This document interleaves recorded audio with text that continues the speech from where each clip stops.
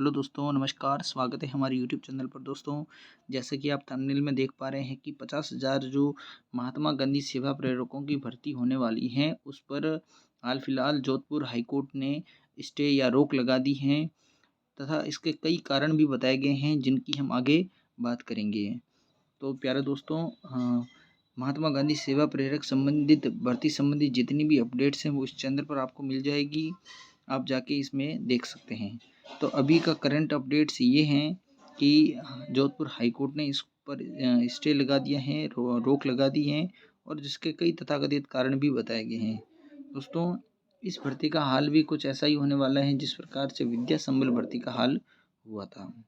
देखिए, कई भाइयों बहनों के तो इंटरव्यू हो गया है, तो उनके मन में सवाल आ रहा है कि हमारा इंटरव्यू हो गया, क्या अब हमें जॉब मिलेगी कि नहीं मिलेगी, और इस पर रोक लगी है या रद्द हुई है, इसका क्या सिस्टम है, अब आगे क्या करें, या हम आगे हमारे साथ आगे क्या होगा, क्या हमको भी कोर्ट जाना पड़ेगा। ये सब उन सब सारी चीज़ों का हम बात करेंगे। दोस्तों, ये जो रीट है वो प्रतापगढ़ से लगी है। प्रतापगढ़ के अंदर लच्छीराम मीणा है, लाल सिंह मीणा है, प्रभुलाल मीणा है, कंकु देवी मीणा है। इन सब ने, प्रतापनगर के ही लोकल हैं, इन सब ने क्या किया है कि रीट लगाई है और इस पर हाल फिलहाल के लिए रोक लगा दी गई। तो देखते हैं इसमें कोर्ट ने क्या कहा है, वो सब चीज़ों को देखते हैं। देखिए दोस्तों, ये एक कटिंग थी कि 50,000 महात्मा गांधी सेवा प्रेरकों की नियुक्ति की गई। गहलोत सरकार को बड़ा झटका। राजस्थान हाईकोर्ट ने 50,000 भर्ती पर लगाई रोक। उसके बाद देखिए, राजस्थान जोधपुर हाईकोर्ट ने प्रदेश में महात्मा गांधी सेवा प्रेरकों की नियुक्ति पर रोक लगाते हुए शांति और अहिंसा विभाग से जवाब मांगा है। हालांकि सरकार भर्ती प्रक्रिया जारी रख सकती है, लेकिन प्रेरकों की नियुक्ति पर रोक रहेगी।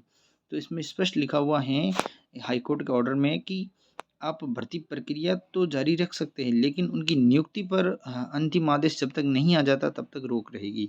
यानी आपका इंटरव्यू हो गया है, जिस प्रकार विद्या संबल योजना में आपके फॉर्म निकाल दिए गए थे, सब मेरिट लिस्ट निकाल दी गई थी, लेकिन अंत में जाकर उसको रोक दिया गया था, जो अभी भी ठंडे बस्ते में ही हैं। उसी प्रकार इसमें भी क्या होगा दोस्तों, कि इसमें अभी तक ये अपडेट है कि भर्ती प्रक्रिया जारी रखो लेकिन नियुक्ति नहीं मिलेगी।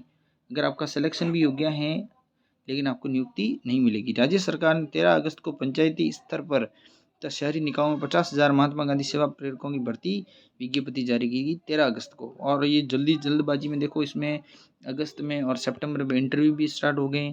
कितना फास्ट इसका प्रोसेस चला है।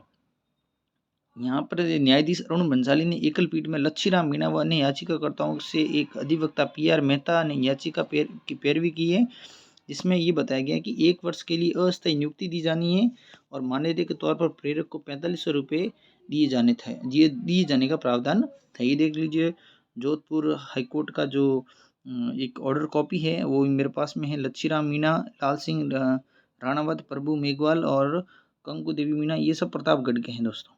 इन्होंने जो रिट पिटीशन लगाई है। अब देखिए, इसमें क्या है, ऐसे ऐसे प्रावधान किस वजह से ये लगी। भर्ती विज्ञप्ति में ऐसे अभ्यर्थियों को प्राथमिकता दिए जाने का उल्लेख है जिन्हें राज्य सरकार की ओर से आयोजित महात्मा गांधी दर्शन प्रशिक्षण शिविर में भाग लेने का अनुभव है। दोस्तों, ये महात्मा गांधी दर्शन प्रशिक्षण शिविर महज 1 दिन का हुआ था और जिसमें कुछ ही लेक्चर दिए गए थे। अगर आपने ये 1 दिन का प्रशिक्षण अटेंड किया है तो आपको इसमें वरीयता दी जाएगी। तो इसको चुनौती दी गई है कि भर्ती विज्ञप्ति में न तो संवैधानिक सिद्धांतों के अनुकूल है, न ही किसी विधान के तहत जारी की गई है, ऐसा उनके वकील के द्वारा बताया गया है। विज्ञप्ति एवं इस संबंध में जारी दिशा निर्देशों में प्रेरक को कार्य की शर्तें एवं कार्य की दशाओं का उल्लेख नहीं है। यानी विज्ञप्ति में ये कहीं नहीं बताया गया है कि प्रेरक को क्या करना पड़ेगा, उसके क्या क्या कार्य होंगे, उसका क्षेत्र, कार्य का क्षेत्र क्या होगा, और चयन के लिए योग्यता संबंधित वरीयता तय करने जैसे प्रावधानों का अभाव है। यानी चयन के लिए किसको क्या वरीयता दी, इसका भी अभाव है। याचिका में यह भी कहा गया कि समान प्रकृति के कार्य के लिए राज्य सरकार ने विभिन्न नियुक्तियां सहित संविदा अथवा अस्थायी नियुक्तियों के संबंध में विभिन्न सेवा नियम बना रखे हैं, जिनके तहत तत्काल और अस्थायी आधार पर नियुक्ति का प्रावधान है। लेकिन राज्य सरकार ने आसन्न विधानसभा चुनाव में मद्देनजर बड़ी संख्या में, अभी विधानसभा चुनाव आने वाले, तो बड़ी संख्या में अस्थायी नियुक्तियों के लिए आवेदन आमंत्रित किए, जो न केवल नियुक्ति संबंधित विधिक प्रावधानों का उल्लंघन है बल्कि जनता के धन का दुरुपयोग। यानी अगर गवर्नमेंट को अगर ऐसे कोई कैंडिडेट लेने होते हैं तो उनको संविदा के आधार पर लिया जाता है, लेकिन यहाँ पर स्पष्ट लिखा है कि अस्थायी नियुक्ति है। ये नियुक्ति अभी याचिकाकर्ता ने कहा है कि चुनाव को मद्देनजर रखकर बताई गई है।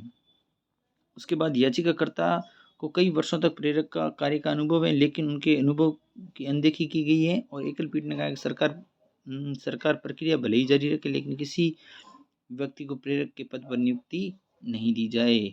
जब तक हाईकोर्ट का फाइनल डिसीजन नहीं आता, किसी भी प्रेरक को नियुक्ति नहीं दी जाएगी। ओके दोस्तों, धन्यवाद। आप इसमें लगे रहिए, इंटरव्यू दे दीजिए, ठीक है, क्योंकि अंत में जो हाईकोर्ट का फैसला आएगा वही मान्य होगा। जैसा कि विद्या संबल में हुआ था, उस विद्या संबल पर रोक लगा दी गई जो अब तक वापस आई नहीं है। आप एक बार इंटरव्यू दे के आ जाइए, और रिजल्ट तो आपका बाद में जारी होगा, लेकिन इंटरव्यू देने में कोई हर्ज नहीं है। Okay, thank you very much.